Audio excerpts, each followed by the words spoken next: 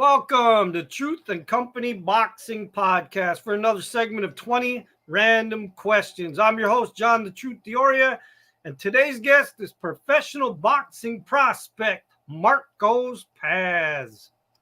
How you doing, Marcos? John, it's a pleasure to be here on Truth and Company podcast, and I appreciate your time.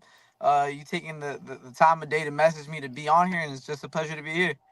Well, we appreciate you coming on, too. We want some of the younger guys that are just getting started to get out there, get their name out there, and get these fans out there seeing who you guys are.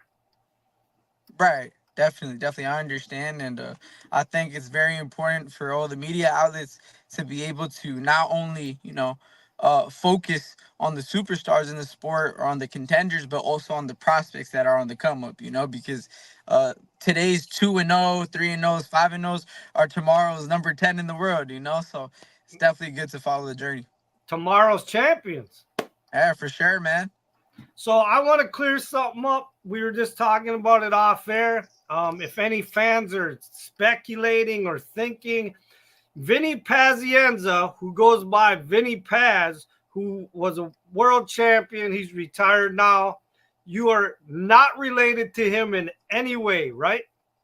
No, not at all. I've seen him fight a couple times. Obviously, I'm too young to be able to have seen him fight in person, but I've definitely seen like his clips over the years on YouTube and all of that.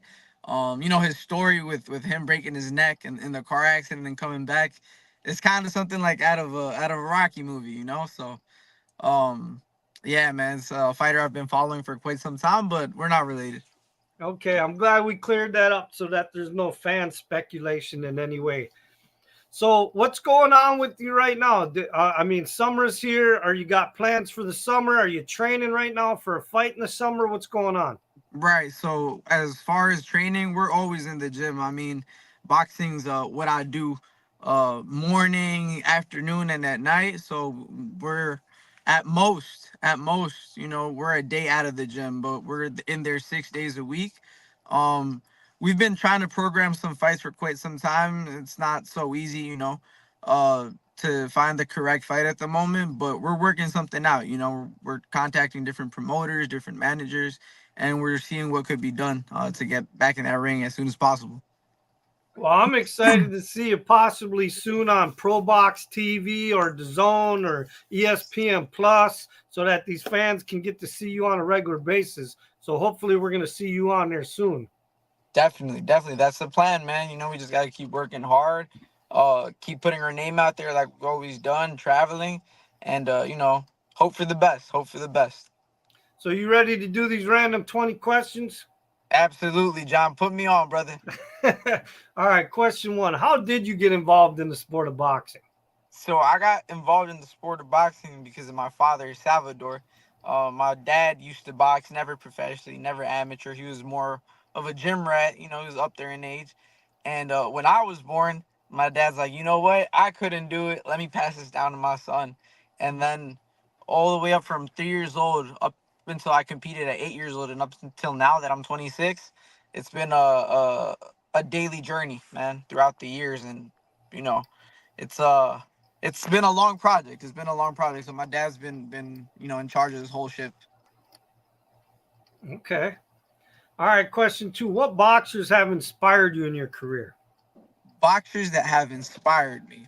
Does it have to be like old school, or can it be like new fighters? It can be anybody that's put the gloves on.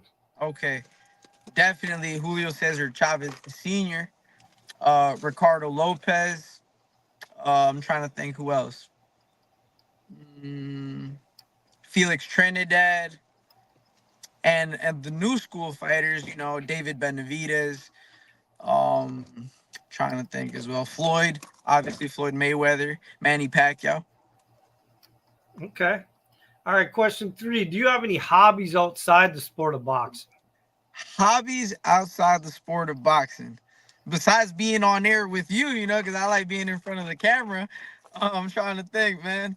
Well, my life's really like everything's around boxing, man. Like from training myself, obviously, to fight, as well as being a trainer, being a manager now. But I really can't think of it, man. Maybe hobbies outside of boxing. Maybe shooting guns, at the shooting range, drawing. Okay. Now wait a minute. You just said being a manager now. You're managing fighters now? Right. So now I started my management journey, while still being an active fighter. And my first client's my cousin. So he's one of the fighters I'm trying to build up all the way from the amateurs now and try to, pass down the knowledge that I had to learn through trial and error with my father so he could have a smoother transition into the pros. Okay. And that comes into our next question. Question 4. What advice do you have for an amateur boxer that wants to become a professional boxer? Advice. Definitely take your time. There's no rush to jump into the pros because it's kind of like crossing the line of no return. I think the amateurs are developed, or I should better say, that the goal of the amateur system is to be able to gain experience. I'm not saying that wins and losses don't count or don't matter, but it's about gaining experience. That way, that when you turn pro, you have the ability to settle in, and you're not new to seeing different styles and so forth. And my other piece of advice would be to surround yourself around trustworthy people that you could confide in, and just put your head down and work hard, man. Okay. All right. Question 5. If you could be any superhero, who would it be and why? Any superhero. Hmm. Let's think about it. It'd probably be the Incredible Hulk, man. Because uh, I think that sometimes in life, if we could talk about it from like a physical standpoint, but also from an emotional standpoint. Sometimes you need that mega strength, that extra strength to kick in, that extra gear, and who better than him? Okay. All right. Question 6. Do you have a favorite boxing movie? Favorite boxing movie? Yes, sir. It's good that you asked me that. It's actually a movie that probably a lot of people don't know about. It's called The Price of Glory, starring Jimmy Smits. Okay. And hold on. And if I could add to that, I really believe that movie has to do a lot with my career until this point because it's one of the movies that inspired my father also to train me. Oh, interesting. Nice. Yeah. Okay. All right. Question 8. What is something that your boxing fans don't know about you? Things that boxing fans don't know about me. Well, boxing has a bad reputation for fighters not being educated and not going to school and things like that. But I actually went to college for two things. Originally for allied health sciences, which is like anything has to do with like medical related careers, like nursing and stuff like that. And the second is in IT, like computer information technology. So Nice. So you got something to fall back on. definitely, aside from hitting the opponents, we hitting the books too. Okay. That's good though, man, because young fighters don't realize that they need to have a plan B. Absolutely, man. All right. Question 9. What is someone, or excuse me, question 9. Who is someone in your life that has inspired you outside the sport of boxing? Someone in my life that has inspired me outside the sport of boxing. I would definitely say my sisters. My sisters are very hardworking individuals. They've also have kind of like transmitted that like that genuine care for other people as well. And that's something that like I proudly stand on, and I say it very humbly, because I'm a very selfless person, and I can say I look up to my sisters because of that. Okay. Let's see. Question 10. What's the best advice you've ever got from another boxer and who was it? Best advice that I got from another boxer. Hmm. I don't remember the boxer's name, but I was at Hector Camacho's funeral, and they said the boxer told me to learn to rest. That rest is just as important as training hard because I'm the type of fighter that if you don't hold me back, I'll keep on going, man. And that's the bit of advice that he gave me. Okay. Question 11. Do you have any phobias? Phobias. Yeah, I actually kind of do. Uh, I think heights are a phobia. Heights are a phobia. I don't like heights, man. Heights get me all sweaty. Okay. All right, question 12. What's something that you're very passionate about besides box? Besides boxing, well, I think something I'm very passionate about is my faith. I'm a Christian.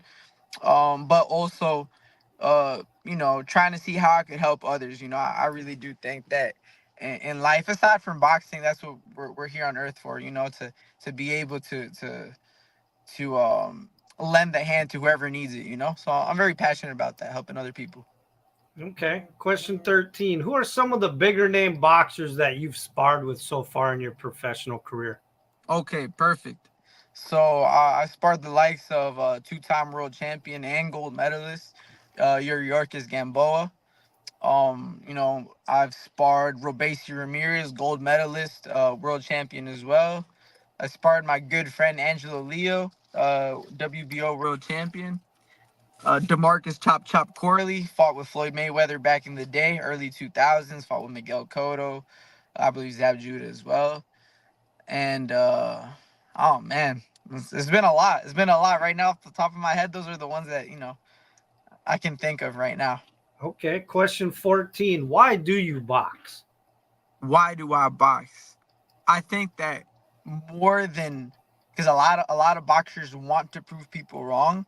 For me, it's more of an internal thing where I want to prove myself right.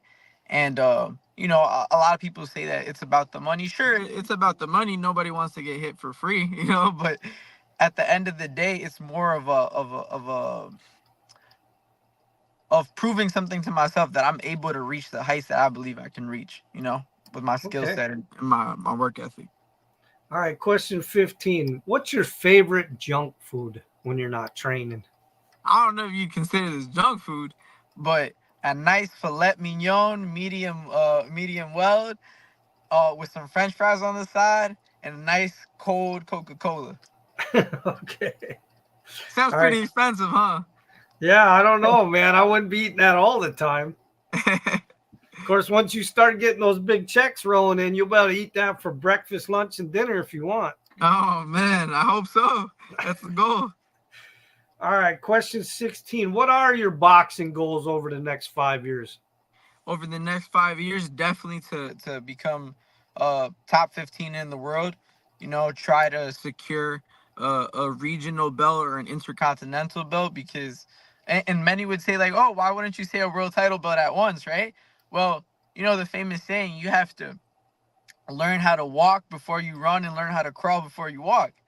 So, you got to set little micro goals. And, I believe I have the skill set to become a world champion. So, yeah, win some regional titles, intercontinental titles, and hopefully be fighting for a world title. And other goals, also, expand the roster, the clientele I have as a manager, and just to be able to pay it forward in the boxing game, man. Make a difference, a positive difference. Okay. All right, question 17. Who are some of the musical artists that you listen to when you train? Musical artist. Well, like Lil Baby is a rapper. Polo G. Uh, I have a little mix of everything. Frank Sinatra.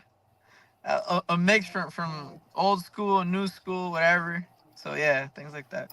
Okay, question 18. If you could win a trophy or an award in something other than boxing, what would it be? Trophy or award? Probably in trying to be a good cook because sometimes my mom laughs at this. I know how to make some nice eggs with some toast, but I need to learn how to get up and nice in the kitchen, man. So I definitely need to learn my skill set. Okay. All right, question 19. If you could gift one person $1 million, who would you give it to? I'd give it to my mother without a doubt. My Okay. mom's my inspiration, so my mom can have the $1 million. I know she'll take care of me too. All right, question 20. If you could have a conversation with one person from history, who would it be? Frank Sinatra.